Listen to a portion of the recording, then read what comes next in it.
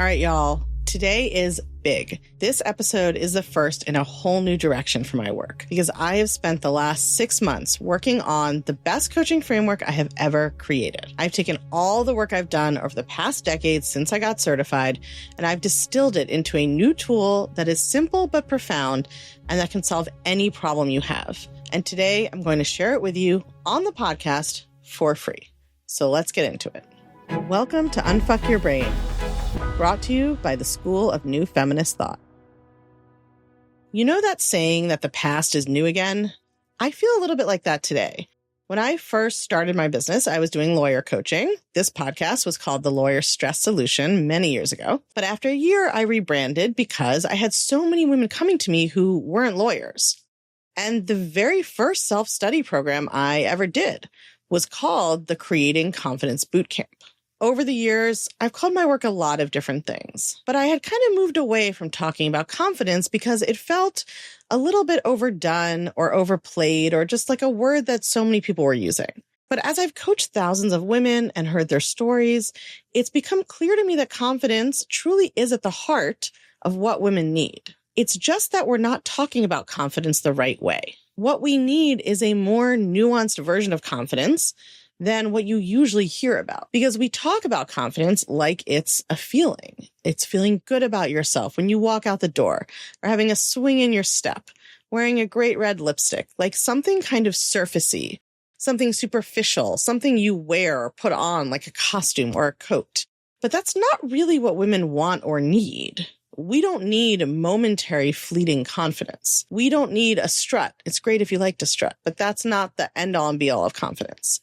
What we want and need is to live a confident life. That's a life where we feel confident in our relationships so we can be authentic and show up as our full selves and experience love and acceptance that way and accept and love in return.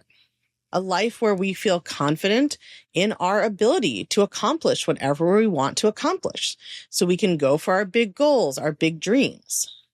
A life where we feel confident in our decisions. So we don't hem and haw. We don't crowdsource. We don't get paralyzed making choices, big or small. We can live with gusto. We can take risks. We can be bold. And we know that we'll always come out on top, and we know how to support ourselves in the meantime. We want a life where we feel confident in our ability to cope and be resilient, but not just to survive, to truly thrive, where we know we can handle whatever comes without losing our joy, our humor, and our zest for life. It's a life where we feel confident to live big, live out loud, wear what we want, say what we believe, love how we want to, and create a life that isn't constrained by all the shoulds and good girl requirements that society gives us to keep us small. That's what I want to help all of you create, and that's what my work is really about. And so I came up with a tool that will help you do that. So without further ado, let me introduce you to the Confidence Compass. Remember on the last episode, I said that confidence is not just a transient emotion. It's really a set of skills you need to master in order to create a confident life. It's a set of skills you need to solve any problem currently keeping you from that life. And here's the thing, you are completely capable of doing this. When we think about confidence as this emotion that's supposed to be inspired by our circumstances, it feels out of reach to us. We feel like we need to keep striving and trying and achieving to get to it. And I totally bought into this when I was in my 20s and early 30s until I found coaching. I was always going after the next brass ring, trying to achieve the next goal, the next thing, the next accomplishment, the next, externally set or validated milestone. I got into Harvard Law School, which was the number 2 ranked law school in the country at that time. And that's where I went, but I still didn't feel confident. And of course, my brain told me, well, if I'd gotten into the number 1 school, then I could feel confident, right? I got a federal appeals court clerkship on the Fifth Circuit Court of Appeals, which was one of about 500 or 600 federal appeals court clerkships that are open to the 34,000 law school graduates each year. But I didn't feel confident.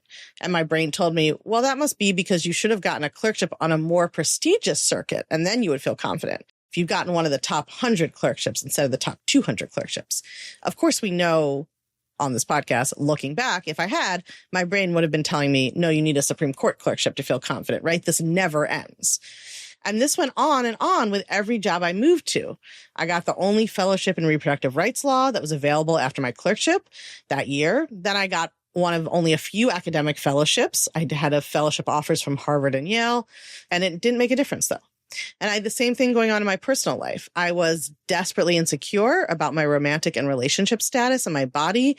And I believed really deeply there was just something wrong with me or missing about me that meant I could not have quote unquote normal boyfriends or husbands or whatever like my friends did. And so I was so invested in changing that feeling by getting into what I considered a normal quote unquote relationship. But of course that never worked because I had this belief that I was not good enough or I was missing something for a normal relationship. Normal being in quotes, because what did that even mean? Who knows? My brain just knew it wasn't what I had. And so I did two things to make that belief come true, right? I went after people who were not available for a conventional romantic relationship. Or if I ended up in one, I came up with reasons that it didn't count. We didn't see each other the right amount, or we were off and on, or we didn't say I love you fast enough, or we weren't moving in together. My brain was constantly looking for evidence to prove that there was something wrong with me. I did not have any of these confidence skills yet. And so all of these external accomplishments did not change how I felt. If you look at my life now, you would probably think, well, of course she feels confident. She has this very successful business. She has a best-selling book. She's married to a man who, in his own words, is obsessed with her. She's made more money than she ever thought she could. She loves her body. Like, sure, it's easy to be confident when you have all of those things. But that is backwards, my friends. I got all those things after I started practicing these skills. I didn't identify them as confidence skills at the time because I was just starting with coaching work. They were just a variety of different thought work tools that I used to change my thoughts one at a time. So I actually was taking the long route compared to any of you who can use the confidence compass to get there faster. But I'm not a special unicorn. I am an example of what's possible when you change the way that you think about yourself. The mental change has to come first. That is what then allows you to change your actual circumstances. And that's because confidence is really a different relationship with yourself. And you have to change that first. You already have the seeds of the person you want to become inside of you. When we think about evolution and growth and self-development, we think about everything we need to change, everything that's wrong with us, what we need to be different. But you already have the very beginnings of that person. It's just that your brain has not been paying attention to those seeds, to those beginnings, to those little tendrils of that person. Your brain has only been focusing on what you don't have, on how you don't feel, on what you don't want. It's like you have these beautiful seeds growing little confidence tendrils in a garden, but you're ignoring them and you're focusing just on the weeds instead. The confidence compass helps you focus on the seeds you do have and nurture them and grow them. You don't need to become an entirely different person. You just need to learn how to see who you already are differently and see who you have the potential to become, and then bring who you are now in line with that person you want to be. So this is the confidence compass. There are 4 skills you need to create a confident life. And if anything in your life is not working, or you are not feeling confident in any area, if you don't know how to solve a problem you're having, if there's something in your way, it's because one or more of these skills is lacking or not being applied in that area. In the next 4 episodes, I'm going to be going into each of these skills more in depth, talking about what they are, why they matter, how to apply them. For today, I'm going to give you an overview so you can get familiar with the concepts and the terminology.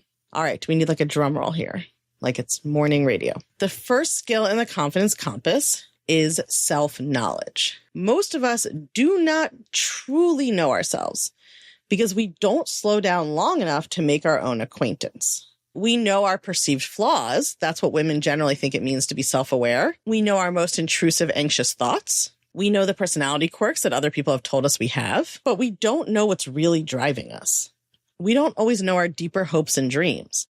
We don't know our true beliefs, good or bad, about ourselves and the world because those are operating at a subconscious level. You cannot be confident when you don't understand yourself. Just think about when you want to feel confident in someone else. If you don't understand who they are and why they think, feel, and act the way they do, you don't feel confident in them. And we avoid this intimacy with ourselves because we're so judgmental about ourselves. And that's why the second skill in the confidence compass is self-compassion. And this is the part that everyone wants to skip. Originally, when I wrote my notes, I wrote, this is the party everyone wants to skip. And I kind of want to keep that because it is a party and it's an amazing party, but people don't think it's going to be fun. And so they try to skip it. We want to fix ourselves because we think, oh, well, once I'm better, I'll naturally like myself more. And then it'll be easier to be nice to myself. That is not how that works, my friend. Your brain learns whatever you teach it to practice thinking. If you've taught it to practice being critical of yourself, that's what it's going to keep doing. And many accomplished women, myself included, before the last 5 to 10 years of my life, think that they have good self-esteem, but are just very self-aware of their own flaws and the places that they are dropping the ball. What that actually means is that you aren't explicitly abusive to yourself, and that does count for something. But I can guarantee you are still being critical of yourself in the guise of being self-aware. And you are saying stuff to yourself you would never say to a friend or a small child. It is impossible to create sustainable change in your thoughts, feelings, or behavior without self-compassion. And if you don't know that you can show up in a certain way, you don't feel confident. And one of the reasons we don't feel confident is that we anticipate how mean we're going to be to ourselves if we don't do something perfectly. So just like you don't feel confident performing for somebody who's critical and abusive, you can't feel confident showing up if that's how you talk to yourself. So that's a second crucial skill on the compass. The third skill is self-belief. Confidence does not come from having what we think would make us good enough. It comes from believing we are good enough already.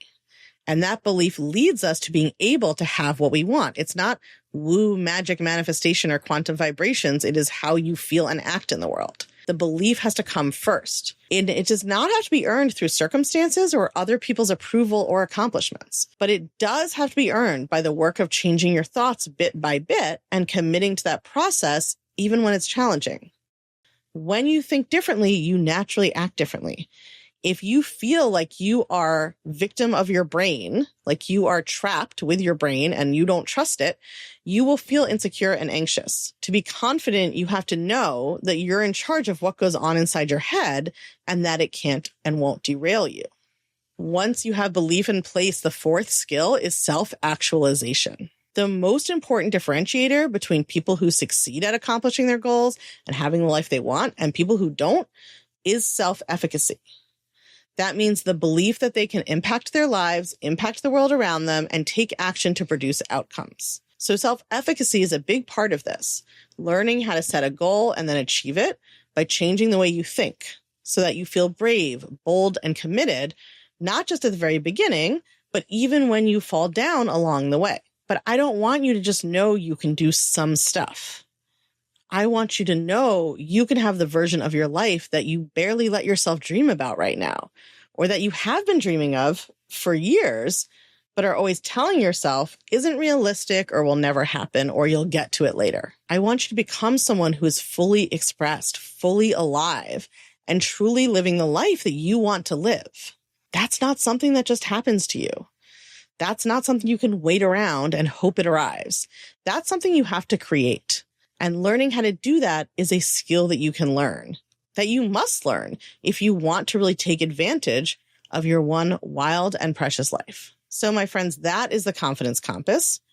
Over the next couple of episodes, I'm going to be teaching you about each skill in depth, and you're going to learn more about why each of these skills is such a important piece of living and creating a more confident life. I'm also going to be talking about the most common block for each skill, the most common kind of mental block or misconception that you have to undo in order to access and build the skill. You are not going to want to miss these episodes. So hit subscribe or follow or whatever the relevant button is on your podcast app. And I will see you back here next week for a deep dive on skill number 1, self-awareness. Correct, true, accurate self-awareness. See you then.